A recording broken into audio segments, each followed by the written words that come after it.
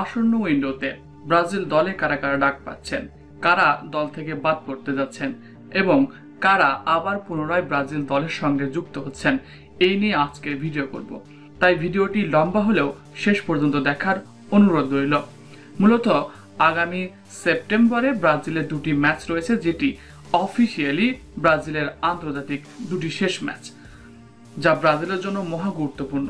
কেন গুরুত্বপূর্ণ বলছি, এর পেছনে বেশ কয়েকটি কারণ রয়েছে। তার মধ্যে অন্যতম হলো ব্রাজিল দলের নতুন কোচের অধীনে যেভাবে স্কোয়াড গঠন করা দরকার, এখনো তারা ফুল স্কোয়াড গঠন করতে সক্ষম হয়নি।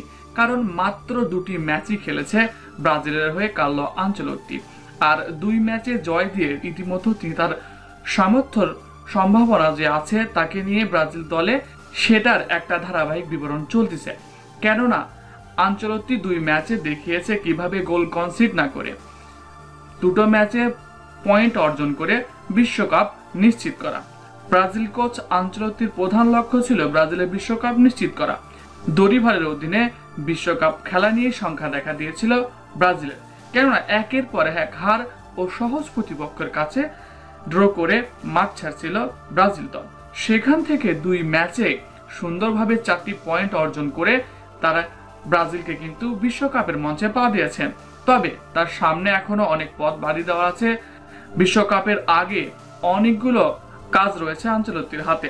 প্রথম কাজগুলোর মধ্যে একটি হলো ব্রাজিলের আক্রমণ ভাগকে শক্তিশালী করা। ডিফেন্স নিয়ে পরে কথা বলবো, প্রথমে আক্রমণ। আর আক্রমণ ভাগে সেপ্টেম্বরের উইন্ডোতে তিনি কিন্তু একটা দারুণ চাল দিয়েছেন। কেন বলছি এই কথা? কারণ নেইমার জুনিয়রকে পাওয়া যাচ্ছে আসন্ন উইন্ডোতে। এটা নিয়ে আর কোনো শঙ্কা থাকছে না। যদি আল্লাহ না করুক, যদি কোনো বড় সমস্যা না হয়, বড় কোনো ইনজুরিতে না পড়ে, নেইমার যেহেতু দুর্ভাগা একজন ফুটবলার, যার ইনজুরি নিয়মিত ঘটনা, সেই ঘটনা যদি না হয়ে থাকে, তাহলে সেপ্টেম্বরের উইন্ডোতে নেইমারকে পাওয়া এটা শুধু সময়ের ব্যাপার। আর এখানে সবচাইতে বড় একটা চাল দিয়েছে আনচেলত্তি, কেননা নেইমারকে বিশ্বকাপের আগে ইনজুরি মুক্ত রাখতেও হবে, আবার ব্রাজিল দলের সঙ্গেও রাখতে হবে। এই দুটি দিক বিবেচনা করে নেইমারকে কিন্তু মিডফিল্ডার হিসেবে মাঠে নামাতে চলেছেন তিনি। এটি একটি কৌশলগত দিক বলা যেতে পারে।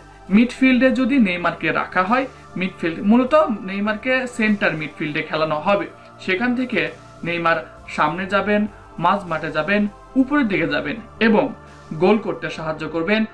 মাঝ মাঠে একটা গতি থাকবে, আর সেই গতি থেকে নেইমারদের গোল করতে সাহায্য করবে। এটা একটা বড় টেকনিক হয়ে দাঁড়িয়েছে। আর নেইমার এখানে খেললে ফ্রি রোলে খেলতে পারবে, আর সেখান থেকে নেইমার ইনজুরি মুক্ত থাকতে পারবে। মাঝ মাঠে ট্যাকেলটা খুব কম থাকে, সবখানে ট্যাকেল থাকে বলছি না কম থাকে, তবে মাঝ মাঠে তুলনামূলক কম থাকে। যদি নেইমার আক্রমণ ভাগে খেলে, একটু আক্রমণে যেতেই নেইমার কিন্তু ফাউলের শিকার হবে। এটা বারবারই হয়ে থাকে, যা আমরা দেখেছি। তাই সেন্টার মিডফিল্ডে খেলানো নেইমারকে একটা ভালো দিক হিসেবে বিবেচনা করা যেতে পারে। এছাড়া ব্রাজিল দলে ফিরছে বেশ কিছু সংবাদ মাধ্যমের দাবি, আমি বলছি না, বেশ কিছু সংবাদ মাধ্যমের দাবি বলেছে যে ক্লাব বিশ্বকাপে ভালো খেলার ফলাফল হিসেবে ব্রাজিল দলে ঢুকে যেতে পারে থিয়াগো সিলভা। আর থিয়াগো সিলভাকে শুধু বয়স দিয়ে বিবেচনা না করে যদি ফুটবল খেলা দিয়ে বিবেচনা করা যায়, তাহলে আমি মনে করি বর্তমান সময়ের অন্যতম সেরা 10 ডিফেন্ডারদের মধ্যে একজন হবেন থিয়াগো সিলভা।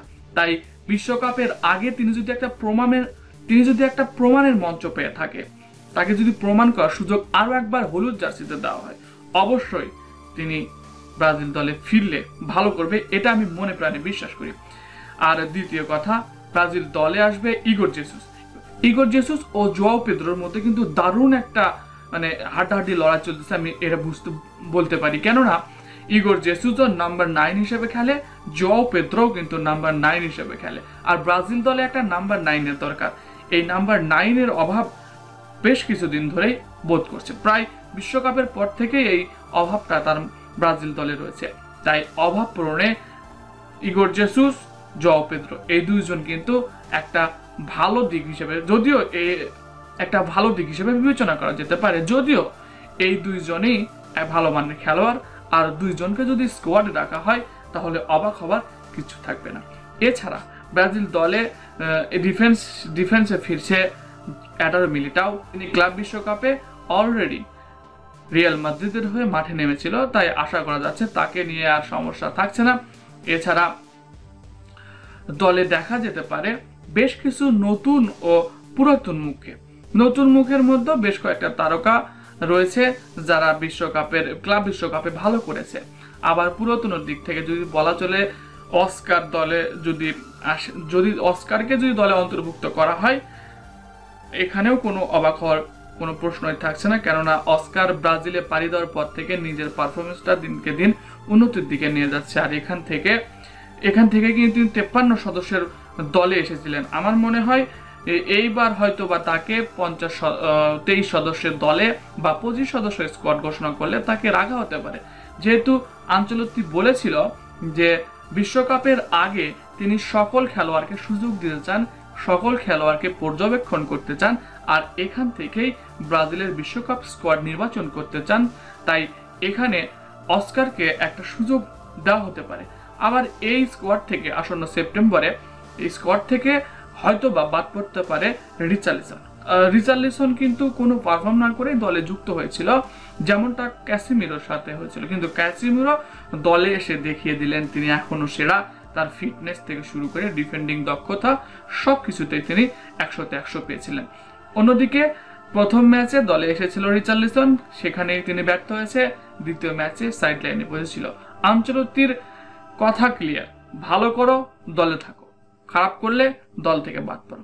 এছাড়াও অ্যান্টনিকে নিয়ে বেশ প্রশ্ন উঠেছিল যে অ্যান্টনিকে দলে রাখা হলো দুটো ম্যাচের একটা ম্যাচে, কেন সুযোগ দেওয়া হলো না। এখানে এই প্রশ্নের উত্তর হচ্ছে আগামীতে অ্যান্টনি দলে সুযোগ পাবে, আমি বলে দিলাম। কেননা তিনি বাদ পড়ার কোনো সম্ভাবনাই নেই।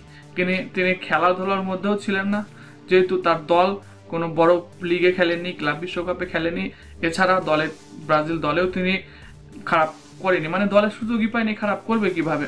তাই সাইড লাইন আছে, তিনি আবারও 25 সদস্যের দল ঘোষণা করলে সেখানে নিশ্চিতভাবে থাকবে। আর সবাই বলছে হয়তোবা এবার সুযোগ দেবে, বিশ্বকাপের আগে সুযোগ পাবে। এছাড়া প্রীতি ম্যাচ রয়েছে ব্রাজিলের বেশ কিছু। প্রীতি ম্যাচগুলোর মধ্যে কয়েকটি নাম শোনা যাচ্ছে, ফ্রান্স, স্পেন, তারপর ইংল্যান্ড, এই দলগুলোর সাথে খেলার প্রবল সম্ভাবনা রয়েছে এবং এশিয়ার বেশ কয়েকটি দলের সাথে খেলবে ব্রাজিল বিশ্বকাপের আগে। এগুলো অন্তত এখন নয়, তবে আগামী সেপ্টেম্বরের 5 তারিখ ও 10 তারিখে চিলি ও বলিভিয়ার বিপক্ষে মাঠে নামবে। তবে সবচেয়ে স্বস্তির খবর, ব্রাজিল দলে ফিরতে চলেছে নেইমার। ব্রাজিল সব মোকাবেলা করে আবারও এগিয়ে যাক, বিশ্বকাপের আগে একটা পূর্ণ ছন্দে ফিরুক। আর ছন্দে না থাকলে দল কিন্তু কনফিডেন্সের অভাবে ভোগে, আর বিশ্বকাপের মতো বড় মঞ্চে একটা দলের কনফিডেন্স সবচাইতে বড় বিষয়। প্রিয় দর্শক, আপনারা কোন খেলোয়াড়গুলোকে বিশ্বকাপের আগে দলে চান? যদি তারা বিশ্বকাপের সুযোগ নাও পায়, বিশ্বকাপের আগে যেন তাদেরকে একটা সুযোগ দেওয়া হয়, সেই সকল ফুটবলাররা কারা? আপনি কমেন্ট করে জানতে পারেন আপনার মন্তব্য।